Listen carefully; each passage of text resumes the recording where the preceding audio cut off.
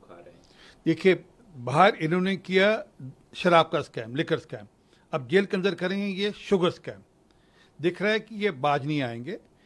बाहर भी ये क्रिमिनल माइंडसेट से इन्होंने किया, अंदर भी क्रिमिनल माइंडसेट ही चल रहा है कि मैं किस प्रकार से मेडिकल बिल लेने के लिए अपनी डायबिटीज़ के चलते हुए अपनी शुगर लेवल कैसे बढ़ाऊं ताकि मेरे को मेडिकल बिल मिल सके, और उसके लिए आम खाऊं, उसके लिए चाय में चीनी ज़्यादा डालकर पीऊं, उसके लिए आलू खाऊं, उसके लिए वो सब खाऊं जिससे मेरी शुगर गड़बड़ हो और ताकि मेरे को बेल मिल पाए।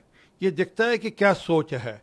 ये ऐसा जो करते हैं वो क्रिमिनल करते हैं, ऐसा वो करते हैं जो हार्डन क्रिमिनल होते हैं वो करते हैं। ये केजरीवाल साहब दिल्ली के मुख्यमंत्री कम हार्डन क्रिमिनल की तरह ज़्यादा बिहेव कर रहे हैं। सर, आम आदमी पार्टी कह रही है कि प्रीवियस आलू खाएंगे, जो हमें खाने का मन हो क्यों नहीं खाएंगे? नहीं, खाने का मन आपकी एक डाइट चार्ट है, आपको डॉक्टर ने एक डाइट चार्ट प्रिस्क्राइब की है, आप उस डाइट चार्ट के बाहर नहीं जा सकते। आपको अगर एक बीमारी है, अब उस बीमारी के अंतर्गत आपको अगर शुगर है तो आप आम नहीं खा सकते। कल बोले हम चॉकलेट खाएंगे, हमें चीनी की इमरती इमरती खानी है हमने, या हमने जलेबी खानी है, ये सब नहीं चल सकता। ये जब तक शीश महल में थे तब तक ठीक है, जेल में जेल के मैनुअल की तरह चलना चाहिए, और अपेक्षा करते हैं कि जो जेल के अथॉरिटीज़ हैं इसकी चिंता करेंगी। वाला है चुनाव, तमाम तमिलनाडु हो, आसाम हो, नॉर्थ ईस्ट हो, यूपी हो, बिहार हो, बंगाल हो, इन सब स्टेटों में चुनाव होंगे। देखिए, नॉर्थ ईस्ट के अंदर हम लोग एक तरफा जीतने वाले हैं, और तमिलनाडु के अंदर इस बार चमत्कार होगा। जितने सर्वे भी आ रहे हैं वे भी दिखा रहे हैं कि इस बार चमत्कार होगा, और हमारा वोट परसेंटेज भी बढ़ रहा है और हमारे को सीटें भी ज़्यादा मिल रही हैं। यूपी, बिहार, बंगाल कैसे देखते हैं? वहाँ पे बिल्कुल एक तरफा होने वाला है। बिहार में, यूपी में, बंगाल के अंदर भी ऑलमोस्ट एक तरफा होने वाला है, और बंगाल में इस बार पिछली बार से ज़्यादा अच्छी सीटें हम लेकर जाएंगे। रक्षा मंत्री में है, वहाँ से उन्होंने कहा कि अगले 5 वर्षों में हम गगनयान को लॉन्च करने जा रहे हैं, लेकिन कांग्रेस जो है वो एक राजकुमार को लॉन्च करने में 20 साल लगा दिए, ना लॉन्च हुआ है ना कहीं टेक ऑफ हुआ। देखिए, पिछले कई सालों से लगातार राहुल गांधी को लॉन्च करने की, रीलॉन्च करने की कोशिश की जाती है। राहुल गांधी के नेतृत्व में लगभग 50 बार कांग्रेस चुनाव हारी, परंतु फिर भी दोबारा उसको रीलॉन्च करने की कोशिश करते हैं। भारत सरकार गगनयान लॉन्च करने जा रही है, और गगनयान बढ़िया लॉन्च करेगी जिसमें हमारे जो यात्री हैं उसमें जाएंगे, परंतु राहुल गांधी लॉन्च नहीं हो पाएंगे, वो अगले कुछ साल और लगे रहें। कल वो अपने जो है संसदीय क्षेत्र छोड़ जाते हैं और ऐसी बातें करते हैं।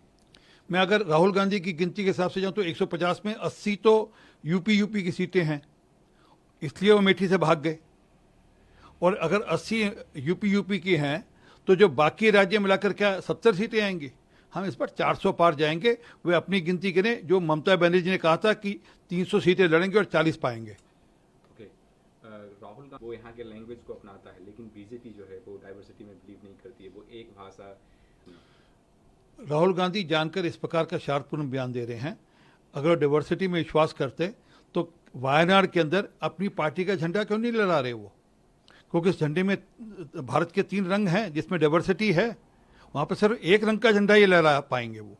तो दिखता है कि कौन डाइवर्सिटी में विश्वास करता है और कौन डाइवर्सिटी में विश्वास नहीं करता। इंडिया अलायंस की रैली है रांची में, सुनीता केजरीवाल, संजय सिंह, तमाम आपके जो बड़े लीडर्स हैं, भगवंत मान भी आज से 10 साल पहले या 12 साल पहले ये पार्टी ये कहकर आई थी कि हम भ्रष्टाचार और परिवारवाद के खिलाफ हैं।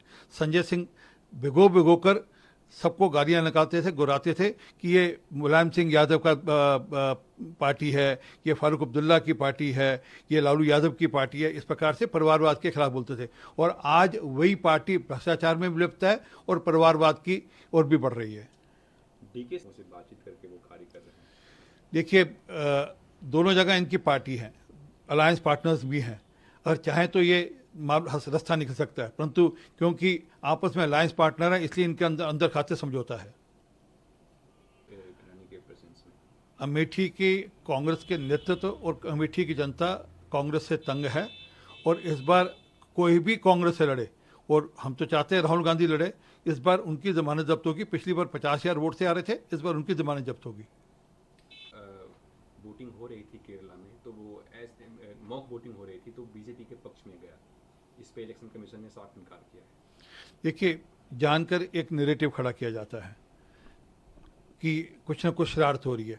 जब कर्नाटका में चुनाव जीतते हैं तब ठीक है, जब तेलंगाना में चुनाव जीतते हैं तब ठीक है, जब हिमाचल में चुनाव जीतते हैं तब ठीक है, जब बाकी और किसी राज्य में चुनाव जीतते हैं तो ठीक है, परंतु अगर हारते हैं तो इसको वह जानकर इस प्रकार के स्वार्थपूर्ण बयान देते हैं और कोर्ट में इस प्रकार के नैरेटिव खड़े करते हैं।